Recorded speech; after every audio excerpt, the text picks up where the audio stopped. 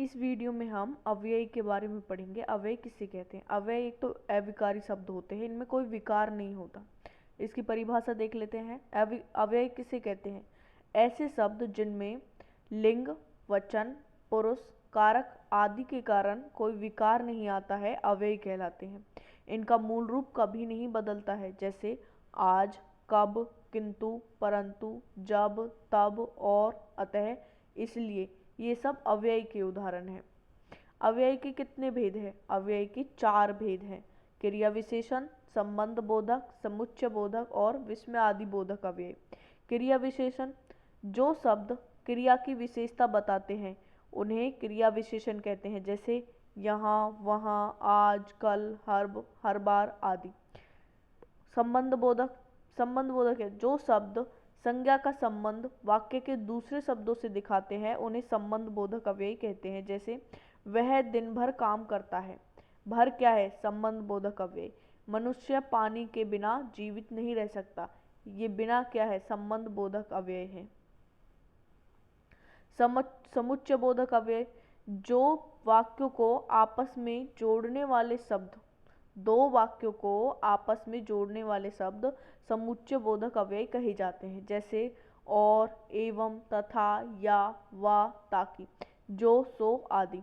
ये समुच्चय बोधक अव्यय हैं। समुच्चय बोधक अव्यय के 2 भेद होते हैं, समानाधिकरण समुच्चय बोधक और व्याधिकरण समुच्चय बोधक अव्यय।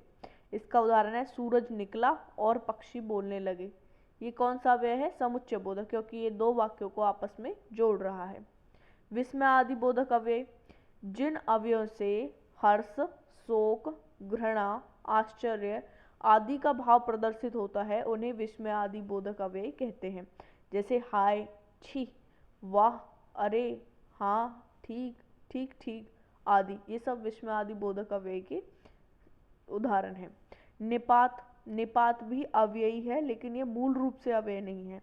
निपात उस शब्द या शब्द समूह के बाद आते हैं जिनको वे विशेष बल प्रदान करते हैं। निपात का प्रयोग अव्यय के लिए होता है, लेकिन ये शुद्ध अव्यय नहीं होते। ही, भी, करीब, लगभग आदि निपात हैं। जैसे इनका उदाहरण देख लेते हैं। रमेश ने ही मुझे मारा था, ही निपात है। ठीक है, अर्थात ये एक विशेष, इस वाक्य में विशेष बल प्रदान कर रहा है कि रमेश कहना चाह रहा है रमेश के अलावा और किसी ने नहीं मारा, रमेश ने ही मुझे मारा। अगर इसी ही को दूसरी जगह लगा देते, जैसे रमेश ने मुझे ही मारा था, इसका अर्थ दूसरा हो जाएगा, किसी और को नहीं मारा, केवल मुझे मारा है।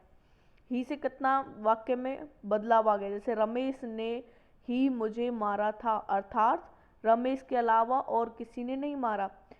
और दूसरी जगह इसी ही को अगर दूसरी जगह लगाते हैं, जैसे रमेश ने मुझे ही मारा था, अर्थात किसी और को नहीं मारा, केवल मुझे ही मारा।